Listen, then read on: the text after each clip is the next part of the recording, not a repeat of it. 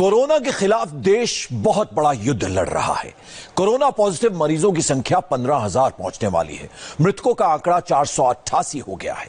लेकिन अच्छी बात यह है कि 2000 से ज्यादा मरीज ठीक होकर घर लौट आए हैं। प्रधानमंत्री मोदी और उनके मंत्रियों की टीम 24 घंटे रैपिड फायर अंदाज में काम कर रही है। सरकार ने पूरी ताकत लगा दी है। आज भी पीएमओ से लेकर मंत्रियों के घरों में कई बैठकें हुई, कई बड़े फैसले हुए, आगे का प्लान बनाया गया। मोदी सरकार की पूरी तैयारी, कोरोना से युद्ध की पूरी इनसाइड स्टोरी, ये जो आप रिपोर्ट देखेंगे उससे आपको समझ आएगा। 23 राज्य, 47 जिले, बड़ी राहत। 23 राज्य, 45 जिले, 14 दिन कोई केस नहीं। 12 राज्य, 22 नए जिले, 14 दिनों से कोई केस नहीं। कोरोना पर सरकार के पास पॉजिटिव ट्रेंड आया है, पॉजिटिव रिपोर्ट आई है। 14 दिनों से कोरोना फ्री हो चुके हैं ये जिले। कोरोना का कोई केस नहीं आया है। कोरोना की स्पीड पर कैसे लगा ब्रेक? ये कैसे पॉसिबल हुआ? इसके पीछे कौन है? क्या है स्ट्रेटजी? इसको समझने के लिए चलना होगा कोरोना वॉर रूम में, जो प्रधानमंत्री के घर और पीएमओ से चल रहा है। प्रधानमंत्री नरेंद्र मोदी डायरेक्ट कमांड कर रहे हैं। वॉर ग्राउंड में कोरोना वॉरियर्स लड़ाई लड़ रहे हैं। इधर प्रधानमंत्री के आदेश पर उनके मंत्री और तेज तर्रार अफसरों की टीम कोरोना को शिकस्त देने में जुटी है। हिंदुस्तान में कोरोना की एंट्री के बाद से प्रधानमंत्री मोदी ने गंभीरता को कैलकुलेट कर लिया था। 130 करोड़ की आबादी में इस वायरस से निपटना बड़ा चैलेंज था, लेकिन प्रधानमंत्री ने फ्रंट फुट पर आकर कमान संभाल ली, जिसके नतीजे पॉजिटिव आने भी शुरू हो गए। इंडिया टीवी को एक्सक्लूसिव जानकारी मिली कि प्रधानमंत्री कोरोना चैलेंज से कैसे निपट रहे हैं। उनका पूरा टाइम टेबल आ गया है। पिछले 4 दिनों में कोरोना मैनेजमेंट पर प्रधानमंत्री ने 6 मीटिंग की। सबसे पहले मीटिंग स्वास्थ्य मंत्री हर्षवर्धन के साथ, दूसरी मीटिंग गृह मंत्री अमित शाह के साथ, तीसरी मीटिंग कृषि मंत्री के साथ, चौथी केमिकल फर्टिलाइजर मंत्री मनसुख मांडविया के साथ। केमिकल फर्टिलाइजर मंत्रालय के अंदर ही ड्रग्स और मेडिसिन डिपार्टमेंट आता है। दवाइयों की सप्लाई और मैन्युफैक्चरिंग बेरोक टोक चलती रहे, सुनिश्चित कर रहे हैं। जीओएम के हेड राजनाथ सिंह से लगातार बात कर रहे हैं, जिसमें सभी मंत्रियों को सरकार की कोरोना रणनीति से काम करने के लिए निर्देशित किया जा रहा है। कोरोना की गंभीरता और खतरे को प्रधानमंत्री अच्छी तरह से समझ रहे हैं। 0% रिस्क के फॉर्मूले पर काम करने का ऑर्डर है। कोई एक गलती, एक गलत डिसीजन 130 करोड़ पर भारी पड़ सकता है। कोरोना को लेकर सरकार की स्ट्रेटेजी एकदम फोकस्ड है।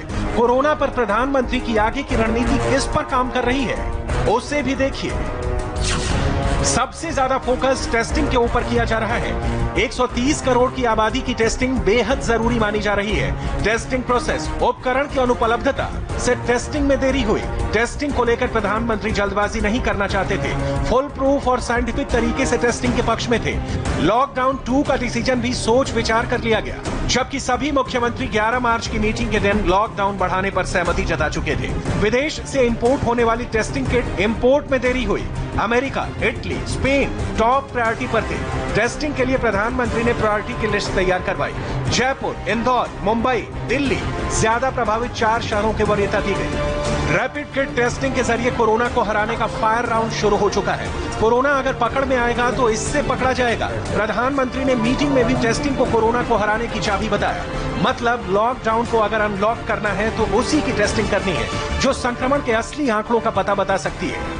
प्रधानमंत्री टेस्टिंग पर क्यों जोर दे रहे हैं, उसकी वजह जानना है तो आईसीएमआर का निर्देश आपकी हेल्प करेगा। रैपिड एंटीबॉडी टेस्ट का पहला मकसद एक खास इलाके में संक्रमण की संभावना को दर्शाता है। 7 दिन के बाद इसका असली पता चलता है। रैपिड एंटीबॉडी टेस्ट महामारी को लेकर अध्ययन और सर्विलांस के मकसद के लिए बेहद जरूरी, ताकि संक्रमित लोगों की पहचान की जा सके। रैपिड एंटीबॉडी टेस्ट को हॉटस्पॉट इलाकों में इस्तेमाल किया जाना जरूरी। अगर जहां हॉटस्पॉट की संभावना है वहां भी रैपिड एंटीबॉडी टेस्ट किया जा सकता है। यहाँ ये जानना बेहद जरूरी है कि rapid antibody test real time PCR test को रिप्लेस नहीं करता। रियल टाइम पीसीआर टेस्ट को ही कंफर्मेशन टेस्ट माना जाता है। टेस्टिंग जरूरी है, लेकिन किन लोगों पर, अब ये भी जान लीजिए। जिनकी कोई ट्रेवल हिस्ट्री हो, लैब वालों में लक्षण दिखने पर टेस्ट किया जाता है, हेल्थ केयर वर्कर में लक्षण दिखने पर टेस्ट हो, सीवियर बीमारी में लक्षण पर टेस्ट किया जाए। जिसका कोई लक्षण नहीं हो उसका तब करना चाहिए जब वो किसी संक्रमित के संपर्क में आया हो। कॉन्टैक्ट के 5 या फिर 14वें दिन टेस्ट करना चाहिए। टेस्टिंग के अलावा प्रधानमंत्री मोदी ने वॉर रूम से हेल्थ डिपार्टमेंट के खर्च को बढ़ाने पर जोर दिया। हेल्थ में पर कैपिटा एक्सपेंडिचर बढ़ाने के लिए कहा गया है। टॉयलेट स्वच्छता नहीं होती तो आंकड़ा और भी बढ़ सकता था। मीटिंग में पर कैपिटा हेल्थ एक्सपेंडिचर बढ़ाने का भी आदेश दिया गया। इसके इम्प्लीमेंटेशन में अजित डोभाल भी मदद कर रहे हैं। प्रधानमंत्री ने स्वास्थ्य मंत्री हर्षवर्धन से हर स्टेट के साथ कोऑर्डिनेट करने को कहा है। सिर्फ कोरोना ही नहीं, दूसरी डेंगू, मलेरिया, टीबी जैसी बीमारियों पर भी योजना बनाने को कहा है। प्रधानमंत्री की मीटिंग में हॉस्पिटल्स के लिए इंस्ट्रक्शन दिए गए, जिसकी वजह भी थी। आगरा, मुंबई जैसे कई शहरों के प्राइवेट हॉस्पिटल में से स्टाफ संक्रमित हुए। आगरा मॉडल की तारीफ की गई, जिसमें संक्रमित जिले के आसपास के जिलों को भी सील कर दिया गया। प्रधानमंत्री ने सबसे ज्यादा अफवाह तंत्र पर कंट्रोल करने की वकालत की और इसके लिए गृह मंत्रालय को निर्देशित भी किया गया। इंडिया टीवी को मिली जानकारी के मुताबिक गृह मंत्रालय को अफवाह को रोकने के लिए कड़े एक्शन लेने को कहा गया है। खास तौर पर मुस्लिम इलाकों में जहां अफवाहों की वजह से कोरोना फैला, कोरोना पर जानकारियों के अभाव की वजह से अफवाह तंत्र धड़ल्ले से काम कर रहा है। ऐसी जगहों पर पॉजिटिव एक्शन प्लान बनाने को कहा गया है। प्रधानमंत्री के निर्देशों के बाद अमित शाह ने मीटिंग कर मंत्रियों, मुख्यमंत्रियों और अफसरों को निर्देशित किया है। इस सिलसिले में अमित शाह ने पश्चिम बंगाल की मुख्यमंत्री ममता बनर्जी से भी बात की। प्रधानमंत्री एक्शन में सबसे ज्यादा वीडियो कॉन्फ्रेंसिंग कर रहे हैं, कोरोना की पल पल की अपडेट ले रहे हैं। प्रधानमंत्री की तैयारी कैसी है, उसका अंदाजा यूपी में अलीगढ़ के डीएम के इस ट्वीट से लगाया जा सकता है। इसमें बताया गया कि कैसे अलीगढ़ को कोरोना फ्री बनाया गया। डीएम ने जानकारी दी कि जनवरी में ही शहर की सीमाएं सील कर दी गई। बड़े पैमाने पर शहर की सीमाओं पर लोगों और गुजरने वालों की स्क्रीनिंग की गई। समय से आइसोलेशन शुरू किया गया। 3000 टीमें शहर शहर, गांव गांव, घर घर जरूरी दवाएं लेकर पहुंची। ये प्रधानमंत्री का सुपर एक्शन है, जो अब बड़ी तादाद में देश के शहर कोरोना फ्री घोषित हो रहे हैं। प्रधानमंत्री और उनकी टीम 24 घंटे कोरोना से वॉर लड़ रही है। ये है कोरोना महायुद्ध की फ्रंट लाइन फोर्स, जो आपकी जिंदगी बचाने के लिए अपने पूरे जी जान से कोरोना वायरस से आपको बचाने के लिए लड़ रही है। 24 घंटे बिना रुके, बिना थके, खुद को खतरे में डालकर, ताकि आप चैन की सांस ले सकें। हरियाणा के झज्जर के एम्स अस्पताल से आई फ्रंट लाइन फोर्स की ये तस्वीर अपने आप में बहुत कुछ बयां कर रही है। तालियों की गड़गड़ाहट के बीच नर्सिंग स्टाफ के 30 कर्मचारी अस्पताल से लौटकर क्वारंटीन के लिए जा रहे हैं। ये लोग पिछले 20 दिनों से 200 कोरोना मरीजों की सेवा में दिन रात ड्यूटी कर रहे थे। सबसे पहले कोरोना से बचाने वाले इस फ्रंट लाइन फोर्स के सिपाही को जान लीजिए। कोरोना का इलाज करते देश के डॉक्टर, मरीजों की सेवा करने वाली नर्सेज और पैरामेडिकल स्टाफ, कोरोना से बचाने के लिए कोरोना टेस्ट करने वाले पैथोलॉजी स्टाफ। देश में इस समय लाखों डॉक्टर, नर्सेज, पैरामेडिकल स्टाफ और पैथ लैब के कर्मचारी दिन रात कोरोना के महायुद्ध में फ्रंट लाइन पर खड़े हुए हैं। इनकी वजह से देश में कोरोना के मरीजों की मौत की संख्या अभी तक काबू में है। देश में करीब 11.5 लाख डॉक्टर हैं, जिनमें से ज्यादातर अस्पतालों में कोरोना मरीज के इलाज में दिन रात लगे हुए हैं। इनके अलावा देश में 19.5 लाख से ज्यादा नर्सिंग स्टाफ मरीजों की सेवा में खड़े हुए हैं। इतना ही नहीं, कोरोना के महायुद्ध में देश भर में 186 पैथ लैब मरीजों के सैंपल की जांच हो रही है। यहाँ मौजूद पैथोलॉजिस्ट कोरोना वायरस की मौजूदगी में अपनी जिंदगी खतरे में डालकर सैंपल जांच करने में जुटे हुए हैं, ताकि आपकी जिंदगी कोरोना से सलामत रहे। लेकिन कोरोना की जब भी बात आती है तो चर्चा सिर्फ मरीजों की संख्या और मौत के आंकड़ों तक सीमित हो जाती है। देश में अब तक कोरोना के 14,378 मरीज सामने आ चुके हैं, जबकि 480 मरीजों की मौत हो चुकी है। लेकिन इनमें 2000 से ज्यादा ऐसे मरीज हैं जो ठीक होकर अपने घर लौट चुके हैं। इन मरीजों को मौत के मुंह से निकालकर जिंदगी के हाथों में सौंपने वाले यही फ्रंटलाइन फोर्स के सिपाही हैं। इसके अलावा लोगों के घर घर जाकर कोरोना टेस्ट के जरिए संक्रमण फैलने से पहले ही मरीजों की पहचान करके हजारों लोगों को कोरोना वायरस से बचाने की जंग जारी है।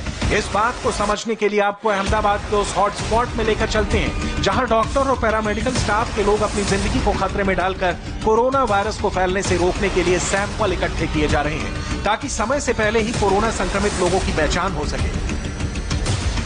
गुजरात में कोरोना पॉजिटिव पेशेंट्स का आंकड़ा 1000 से भी ऊपर चला गया, 1000 पार कर चुका। और सबसे ज्यादा जो प्रभावित शहर है गुजरात का, वो है अहमदाबाद, जहां पे लगातार पिछले एक हफ्ते से केसेस बढ़ते हुए नजर आ रहे हैं।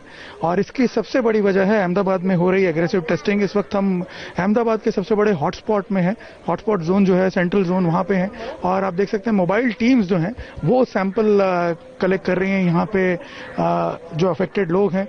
ये जमालपुर इलाका है है जहां से कई केसेस रिपोर्ट हुए हैं पिछले 8-10 दिनों में, और यहाँ पे जो अफेक्टेड लोग हैं उनके कॉन्टैक्ट्स को ट्रेस करके मेडिकल टीम्स जो हैं वो सर्वे करके जो डिटेल्स दे रहे हैं उसके आधार पे ये मोबाइल कलेक्शन यूनिट्स जो हैं वो इनके इलाकों में आती हैं, इनके एरियाज में आती हैं, और यहाँ पे सैंपल कलेक्ट किए जा रहे हैं जो अफेक्टेड लोग हैं उनके कॉन्टैक्ट्स का। और मैं आपको बता दूं कि डेली ये सैंपल कलेक्ट करने की जो प्रक्रिया है उसमें इजाफा होता जा रहा है।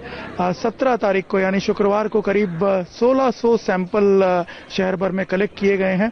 और मैं आपको बता दूं कि एक लिहाज से ये जो बढ़ती हुई सैंपलिंग है और बढ़ती हुई टेस्टिंग है, इसकी वजह से कई एसिम्प्टोमेटिक केसेस जो हैं वो भी सामने आ रहे हैं। गुजरात में अब तक कोरोना के 1200 से ज्यादा केस सामने आ चुके हैं। इनमें अकेले अहमदाबाद में 765 मरीज हैं, जबकि 90 से ज्यादा लोग ठीक होकर घर जा चुके हैं। लेकिन इन मरीजों को ठीक करने के लिए फ्रंट लाइन के सिपाही अपने घरों से दूर हैं।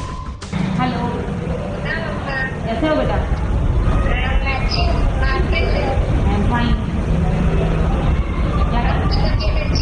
हाँ, अभी अच्छी है बेटा।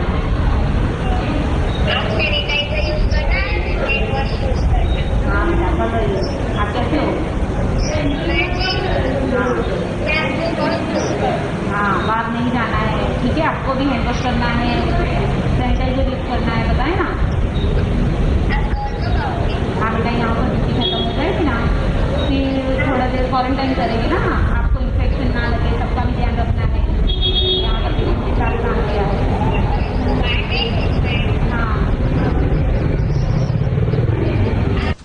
कोरोना का इलाज करने वाले मेडिकल स्टाफ 9 से 14 घंटे की शिफ्ट में काम कर रहा है। इलाज के दौरान ज्यादातर स्टाफ को मोबाइल फोन रखने की मनाही होती है, यानी अपने परिवार से बात करने के लिए ड्यूटी खत्म करने का इंतजार करना होता है। ड्यूटी खत्म करने के बाद खुद को क्वारंटीन करने के लिए क्वारंटीन सेंटर में रुकना होता है। मेडिकल स्टाफ को 7 से 15 दिन तक क्वारंटीन में रहना होता है। जब से मेरी ड्यूटी ये कोरोना ड्यूटी में लगाई हुई है कोविड-19 में, तब से मैं घर पे नहीं गई हूँ। कैसे संपर्क हो पा रहा है? बस मैं वीडियो कॉलिंग करती हूँ, ड्यूटी पर से घर आके नहा धो के फिर बच्चों से बात करती हूँ, मेरे हस्बैंड से बात करती हूँ, मेरे सास ससुर रहते हैं उनसे बात करती हूँ। तो क्या कहते हैं ये लोग, क्या मिस कर रहे हैं? वो लोग बहुत मिस कर रहे हो, बोलते कब घर आओगे, वो सब बहुत बात करते हैं वो लोग। उसको बच्चों को भी बहुत ज्यादा मिस करते हैं हम लोग। अच्छा, क्या कहते हैं बच्चे आपके? वही मम्मी कब घर आओगी, चिंता लगी रहती है? बहुत ज्यादा चिंता लगी रहती है, कहीं हमको भी कोरोना ना हो जाए, वही लगी रहती है चिंता हमको। अहमदाबाद की तरफ पुणे में भी मेडिकल मोबाइल वैन के जरिए लोगों के घर घर जाकर सैंपल इकट्ठे किए जा रहे हैं, ताकि कोरोना को आसपास के इलाके में फैलने से रोका जा सके। इस काम में खतरा बहुत है, लेकिन मोबाइल वैन पर लिखा ये संदेश भी ये कहता है कि रोगी की सेवा भगवान की सेवा से बढ़कर है। मरीजों की जान बचाने की भावना इस खतरे को बौना बना देती है। कोरोना मरीजों के बीच इलाज करते गाजियाबाद के ये डॉक्टर हर समय संक्रमण के खतरे में हैं। मरीजों के इलाज के दौरान उनकी मॉनिटरिंग करना कोरोना के इलाज का सबसे बड़ा और जरूरी हिस्सा है। इस दौरान डॉक्टर और स्टाफ को कई बार मरीजों के संपर्क में आना होता है, लेकिन जब मरीज ठीक होकर अस्पताल से अपने घर के लिए निकलता है तो कोरोना महायुद्ध के इस फ्रंट लाइन फोर्स को एक जीत का एहसास होता है।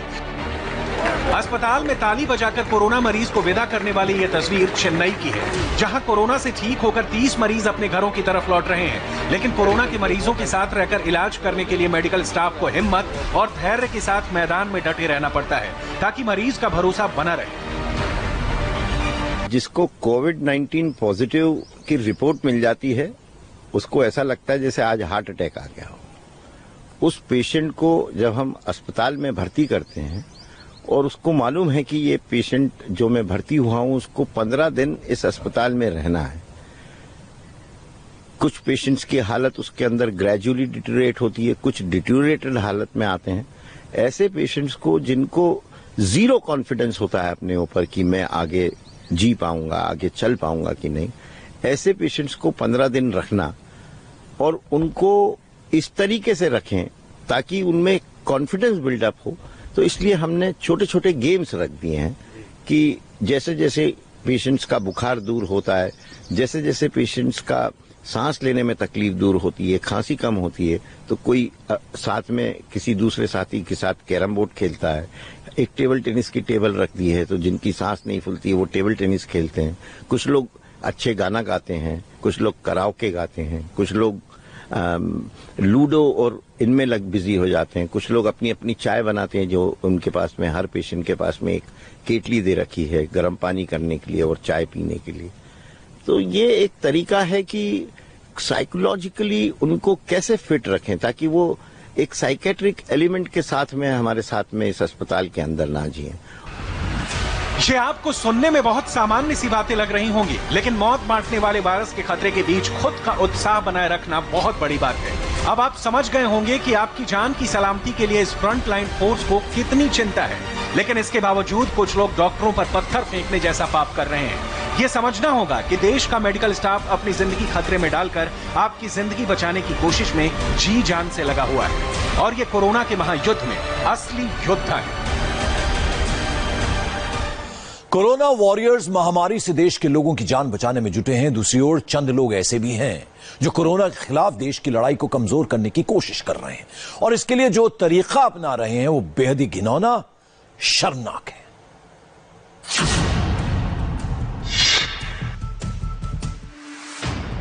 दरवाजे पर जब कोरोना दस्तक दे रहा है, जब लोग घरों की चारदीवारी में खामोशी से वक्त गुजार रहे हैं, जब घर की दहलीज पर सरकार ने बाहर ना निकलने की लक्ष्मण रेखा खींच दी है, तब ये वीडियो ज़हन में खौफ भर देने वाला है। 58 सेकंड के इस वीडियो को गौर से देखना बेहद जरूरी है, क्योंकि इसमें जो कुछ कैद हुआ है वो एक ऐसी मानसिकता की कहानी है जो कोरोना पर विजय पाने के लिए व्याकुल देश की दीवारों को कमजोर, बेहद कमजोर बनाने के लिए की गई साजिश दिखती है। लिहाजा इस वीडियो को पूरे इत्मीनान से देखिए। इस वीडियो में दिख रहा है कि ठेले पर केला लेकर एक शख्स और एक बच्चा सड़क किनारे खड़े हैं। केला बेचते बेचते अचानक ये बच्चा तराजू में थूक देता है। उसके साथ खड़ा शख्स जैसे इस पर सहमति जताता है, और जैसे ही ग्राहक सामने दिखता है वो केला तौलने में जुट जाता है। लेकिन बच्चे की तराजू में थूकने की घटना सीसीटीवी में कैद हो जाती है। पता तब चलता है जब खरीदार केला हाथ में लेता है, गीला गीला महसूस होने पर घर में लगे सीसीटीवी से फुटेज खंगालता है, और फिर जो सामने आता है उससे उसके रोंगटे खड़े हो जाते हैं। थूक लगाकर सब्जी बेचने और थूक लगाकर नोट सड़क पर फेंकने की घटना टीवी पर देख चुके बीएसएफ के रिटायर्ड इंस्पेक्टर मुकेश सिनसिनेवार के पैरों तले से जमीन खिसक जाती है। मुकेश जो जानकारी जुटा पाते हैं उसके मुताबिक फल बेचने वाले का नाम चांद मोहम्मद है, जो अपने बेटे के साथ उनके घर के सामने केला बेच रहा था, थूक वाला केला।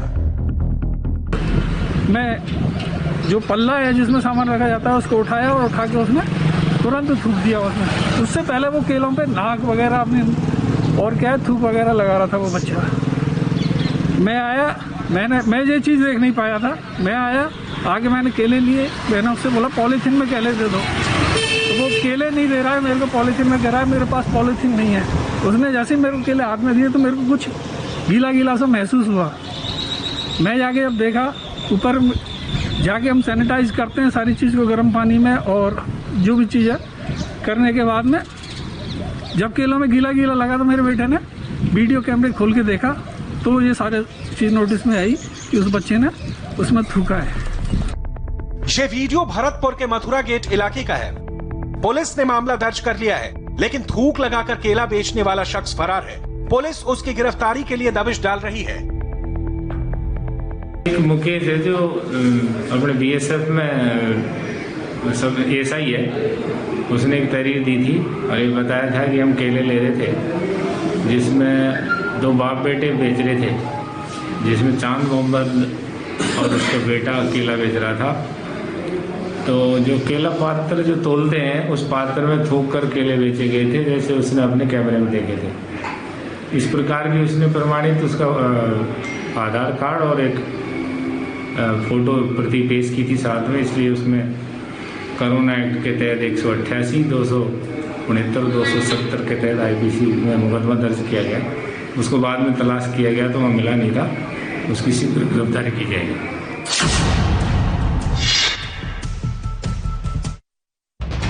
सूरत में क्राइम सीन को चारों ओर से रस्सियों से घेरकर पुलिस फेंके गए नोट इकट्ठा कर रही है। 100 का नोट, 200 का नोट, 500 का नोट। एक तो कोरोना का खौफ, और ऊपर से सड़क पर कोरोना से भी ज्यादा डेंजरस तरीके से फेंके गए नोट। पूरे इलाके में हड़कंप मच गया। पुलिस के मुताबिक चश्मदीदों ने जो देखा उसके मुताबिक एक युवक इन नोटों को अपनी जेब से निकाला, फिर अपने माथे का पसीना नोटों से पोंछा, उसके बाद नोटों पर थूका और सड़क पर फेंककर भाग गया। युवक की हरकतों को चांदनी चौक अपार्टमेंट में रहने वाले ने देख लिया। कोरोना संक्रमण फैलाने की आशंका के चलते उन्होंने पुलिस और एसएमसी को सूचना दी। पुलिस ने मौके पर पहुंचकर तीनों नोट कब्जे में लिए और एसएमसी अधिकारियों ने पूरा क्षेत्र सैनिटाइज किया। पुलिस अब आस-पास लगे सीसीटीवी फुटेज के जरिए जांच करने में जुटी है।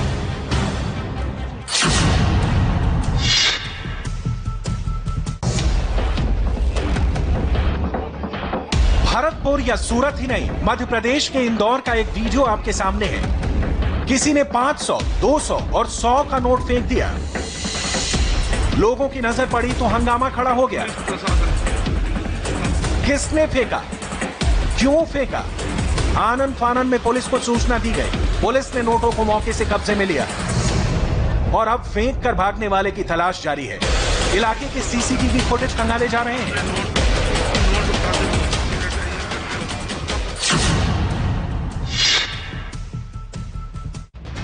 अलीगढ़ के इगलास कोतवाली क्षेत्र के गांव बिंझेरा में भीड़ जुटी है। लोगों के चेहरे पर हवाइयां उड़ रही हैं। किसी का कत्ल नहीं हुआ है, किसी के यहां डाका नहीं पड़ा है। 2 लोग बाइक से आए और कुछ नोट हवा में उछालकर फरार हो गए। गांव की एक युवती उस वक्त खेत में आलू की खुदाई कर रही थी। उसने दोनों युवकों को नोट फेंककर भागते हुए देख लिया। हमारे खेत पे कुछ काम चल रहा था तो मैं वहीं से काम करके आ रही थी, तो सिर पे थोड़ा वजन भी रखा था। तो 2 लोग थे बाइक पे, एक ने स्काई ब्लू कलर का शर्ट पहना था, तो देख तो नहीं पाई कि कौन थे, लेकिन उन लोगों ने मुंह से ऐसे नोट निकाले और फेंके। तो मैंने आके देखा तो वहाँ एक औरत भी थी, वो कुछ काम कर रही थी, तो वो उठा रही थी। मैंने बोला कि नहीं इन्हें उठाओ, नहीं ये वायरस वाले नोट हैं। तो फिर मैंने उन पे मिट्टी डाल दी। फिर मैं जल्दी से गई, शोर मचाया, फिर वो लोग इतने में निकल गए। वो लोग वहाँ पे फिर नहीं पकड़े गए। ग्रामीणों के मुताबिक बाइक चला रहे युवकों का चेहरा गमछे से ढका हुआ था। बाइक पर सवार युवक ने पहले नोट पर थूक लगाया और फिर रास्ते में फेंक कर चले गए। कोरोना के खौफ के कारण किसी भी ग्रामीण ने नोट उठाने की हिम्मत नहीं जुटाई। पुलिस ने कोरोना के तीर की तरह दिख रहे 3 नोटों को कब्जे में लिया है और नोट कांड कर दहशत में फैलाने वाले की तलाश में जुटी है।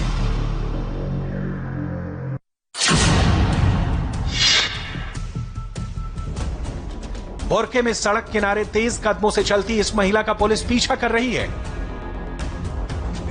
जैसे ही मौका मिलता है इस महिला को एम्बुलेंस में डाल देती है। जी नहीं, ये महिला कोई अपराधी नहीं, बल्कि इसने कुछ ऐसा किया है जिसने इलाके के लोगों को खौफ में डाल दिया है। असल में इस महिला ने दुकान से लिम्का खरीदा, थोड़ा पिया, फिर बोतल में थूका और सड़क पर फेंक दिया। दुकानदार को महिला संदिग्ध दिखी तो उसने पुलिस को सूचना दे दी। लेडीज आई थी और वो सामने बाइक पे से उतरी है। बाइक वाला तो चला गया और वो यहाँ सड़क पार करके आई इधर और यहाँ आके बोली कि लिम्का है क्या आपके पास 40 वाली? मैंने कहा है जी। तो उसने लिम्का लिया हमारे से। लिम्का लेने के बाद में उसने पी। आधे ज़्यादा पीने के बाद वो बोली कि नुका ये और नहीं पी जा रही मेरे से, मगर तो फेंक दीजिए। फिर उसने थोड़ा सा बलगम निकाला अपने मुंह से और उधर को थूक दिया। उसके बाद में उसने पैसे निकाले, पैसे मुंह पे लगा के वो देने लगी। इस वीडियो में जो दिख रहा है वो थूक लगाकर फल बेचने वाले, थूक लगाकर नोट फेंकने वालों की कारस्तानी भर नहीं दिखती।